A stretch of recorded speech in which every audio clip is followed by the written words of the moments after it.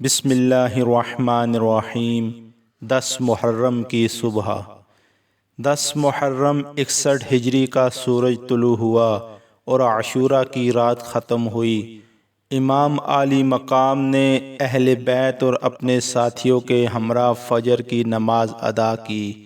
عمر بن سعد نے اپنے ساتھیوں کے ساتھ فجر کی نماز پڑھ لی تو قتال کے لیے تیار ہو گیا۔ حضرت امام حسین علیہ السلام اور ان کے ساتھی 3 دن سے بھوکے پیاسے اور ایسے لوگوں پر ظلم و ستم کے پہاڑ توڑنے کے لیے 22,000 کا تازہ دم لشکر موجود ہے۔ حسینی فوج کے 72 جانثار، 32 گھوڑ سوار اور 40 پیدل پر مشتمل تھے۔ آپ علیہ السلام نے میمنہ پر زہیر بن قیس اور میسرہ پر حبیب ابن مظاہر کو مقرر فرمایا۔ علم اپنے بھائی حضرت عباس بن علی کے سپرد فرمایا اور عورتوں کے خیمے کی طرف پش کر لی۔ حضرت امام حسین علیہ السلام کے حکم پر آپ کے ساتھیوں نے راتوں رات خیموں کے عقب میں خندق کھود لی تھی اور اسے لکڑیوں سے بھر دیا تھا۔ آپ علیہ السلام کے حکم پر خندق میں ڈالی گئی لکڑیوں کو آگ لگا دی گئی تاکہ عقب میں سے کوئی خیموں میں داخل نہ ہو سکے۔ حضرت امام حسین علیہ السلام خود گھوڑے پر سوار ہوئے، قرآن مجید منگوا کر سامنے رکھا اور دونوں ہاتھ اٹھا کر بارگاہ خداوند میں یوں دعا کی: اے باری تعالی، ہر مصیبت میں تو ہی میرا سہارا اور ہر تکلیف میں تو ہی میری امید ہے۔ تمام حوادث میں تو ہی میرا مددگار ہے اور ڈھارس ہے۔ بہت سے غم ایسے ہوتے ہیں جن میں دل بیٹھ جاتا ہے اور ان غموں سے رہائی کی تدبیریں کم ہو جاتی ہے۔ دوست اس میں ساتھ چھوڑ جاتے ہیں اور دشمن اس سے خوش ہوتے ہیں، لیکن میں نے ایسے تمام اوقات میں صرف تیری ہی طرف رجوع کیا اور تجھ سے ہی اپنا درد دل بیان کیا۔ تیرے سوا کسی اور سے کہنے کا دل نہیں چاہا۔ تو ہی ہر نعمت کا ولی، ہر بلائی کا مالک ہے۔ اہتمام حجت: حضرت امام حسین علیہ السلام یزیدی لشکر کے قریب آئے اور بلند آواز کے ساتھ فرمایا: اے لوگو، میں تمہیں نصیحت کرنے والا ہوں، اسے غور سے سنو۔ اس پر سب لوگ خاموش ہو گئے۔ آپ علیہ السلام نے اللہ تعالیٰ کی حمد و ثنا کے بعد فرمایا: اے لوگو، اگر تم میرا عذر قبول کر لو، میرے ساتھ انصاف کرو تو یہ تمہارے لیے باعث سعادت ہے اور تمہارے پاس مجھ سے زیادتی کرنے کا کوئی جواز بھی نہیں ہے۔ اگر تم میرا عذر قبول نہیں کرتے، پھر آپ نے یہ آیت پڑھی۔ ترجمہ: پس تم اور تمہارے شریک سب مل کر اپنی ایک بات ٹھہرا لو تاکہ تمہیں وہ بات تم میں سے کسی پر مخفی نہ رہے، پھر میرے خلاف اپنے فیصلے پر عمل کر گزرو اور مجھے کوئی مہلت نہ دو۔ بے شک میرا مددگار اللہ ہے جس نے یہ کتاب نازل فرمائی اور وہی صالحین کا مددگار ہوتا ہے۔ جب خیموں میں موجود آپ علیہ السلام کی بہنوں اور بیٹیوں نے تقریر سنی تو ان کی رونے کی آوازیں بلند ہوئی۔ اس پر آپ علیہ السلام نے فرمایا: خدا ابن عباس کی عمر دراز کرے۔ انہوں نے کہا تھا کہ جب تک راہ ہموار نہ ہو جائے عورتوں کو ساتھ نہ لے جائیں بلکہ مکہ میں ہی چھوڑ دیں۔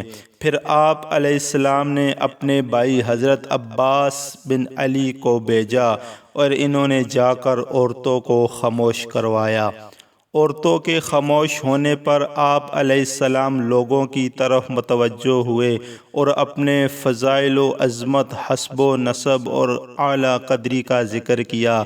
آپ علیہ السلام نے فرمایا: اے لوگو، اپنے گریبانوں میں جھانکو اور محاسبہ کرو کہ کیا میرے جیسے آدمی کا قتل درست ہے میں تمہارے نبی علیہ السلام کی بیٹی کا فرزند ہوں، میرے سوا نبی صلی اللہ علیہ وآلہ وسلم کا کوئی نواسا تمام روئے زمین پر موجود نہیں۔ علی میرے والد ہے، جعفر ذوالجناحین میرے چچا ہے، سید الشہداء حضرت امیر حمزہ رضی اللہ تعالی عنہ میرے والد کے چچا ہے۔ رسول اللہ صلی اللہ علیہ وآلہ وسلم نے میرے اور میرے بھائی کے بارے میں فرمایا، یہ دونوں جنت کے نوجوانوں کے سردار ہے۔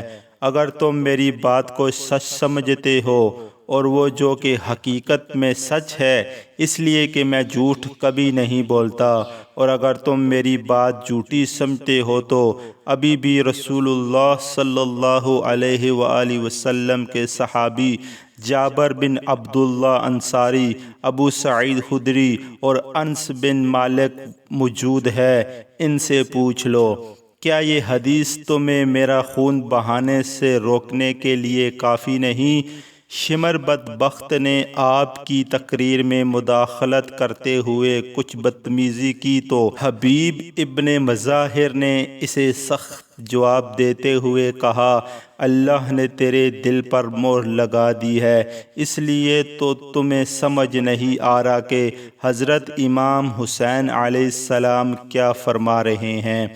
حضرت امام حسین علیہ السلام نے پھر فرمایا، اے لوگو، میرا رستہ چھوڑ دو، میں کسی محفوظ مقام کی طرف چلا جاتا ہوں۔ انہوں نے کہا کہ آپ کو ابن زیاد کا حکم ماننے میں کیا امر مانع ہے؟ آپ علیہ السلام نے فرمایا، معاذ اللہ، اور یہ آیت مبارکہ پڑھی، میں ہر اس متکبر سے جو یوم حساب پر ایمان نہیں رکھتا اپنے اور تمہارے رب کی پناہ مانگتا ہوں۔ پھر آپ نے اپنی سواری کو بٹھایا اور مخالفین سے فرمایا کہ بتاؤ، کیا تم مجھ سے کسی خون کا بدلہ لینا چاہتے ہو، یا میں نے تمہارا مال کھایا ہے، یا کسی کو زخمی کیا ہے جس کا تم مجھ سے بدلہ چکانے آئے ہو؟ لیکن کسی نے جواب نہ دیا۔ اس کے بعد آپ علیہ السلام نے پکار کر فرمایا، اے شیش ابن ربیع، اے حجاز بن الجبر، اے قیس بن اشد، اے زید بن حارث، کیا تم نے مجھے نہیں لکھا تھا کہ پھل پک چکے ہیں اور باغات سرسبز ہے؟ آپ علیہ السلام ہمارے پاس تشریف لائے۔ آپ علیہ السلام ایک مضبوط فوج کے پاس آئیں گے۔ انہوں نے کہا، ہم نے کسی کو خط نہیں لکھا۔ آپ نے فرمایا، سبحان اللہ، تم نے یقیناً لکھے ہیں۔ پھر آپ علیہ السلام نے فرمایا، اے لوگو، جب تم مجھ سے بیزار ہو تو میرا رستہ چھوڑ دو، میں تم سے کہیں دور چلا جاتا ہوں۔ اس پر قیس بن اشعث نے کہا کہ آپ اپنے قرابت دار یعنی ابن زیاد کا حکم کیوں نہیں مان لیتے؟ وہ آپ کو کوئی تکلیف نہیں پہنچائے گا اور آپ سے وہی معاملہ کرے گا جو آپ چاہتے ہیں۔ آپ علیہ السلام نے جواب دیا کہ تو اپنے بھائی کا بھائی ہی تو ہے۔ جب اہل کوفہ نے حضرت مسلم بن عقیل سے غداری کی تو انہوں نے ایک بڑھیا توعق کے گھر پناہ لی۔ اس بڑھیا کے بیٹے بلال نے مخبری کر دی۔ یہ مخبری محمد بن اشد جو کہ قیس بن اشد کا بھائی تھا، اس کی معرفت ہوئی تھی۔ ابن زیاد نے سپاہیوں کے ایک دستے کے ہمراہ محمد بن اشعث کو بھیجا تاکہ وہ مسلم بن عقیل کو گرفتار کرے۔ جب امام مسلم نے مردانہ وار مقابلہ کیا اور انہوں نے دیکھا کہ آپ کو گرفتار کرنا آسان نہیں، تو محمد بن اشعث نے امام مسلم کو امان دینے کا چکمہ دے کر گرفتار کروایا تھا۔ حضرت امام حسین علیہ السلام کے ان الفاظ کا مطلب یہ تھا کہ جس طرح تیرے بھائی نے مسلم بن عقیل کو دھوکے سے گرفتار کروایا تھا، تم اسی طرح مجھے بھی گرفتار کروانا چاہتے ہو۔ کیا تو جانتا ہے کہ بنو ہاشم تم سے مسلم بن عقیل کے علاوہ کچھ اور مقتولین کا بدلہ بھی طلب کرے؟ نہیں، خدا کی قسم، میں ذلت کے ساتھ اپنے آپ کو حوالے نہ کروں گا اور نہ غلاموں کی طرح اپنے نہ کردہ جرم کا اعتراف کروں گا۔ دوستو، آگے کے واقعات انشاءاللہ نیکسٹ ویڈیو میں بیان کیے جائیں گے۔ اگر آپ کو ویڈیو پسند آئی ہے تو ویڈیو کو لائک کریں اور ہمارے چینل کو سبسکرائب کر کے ہماری حوصلہ افزائی ضرور فرمائے۔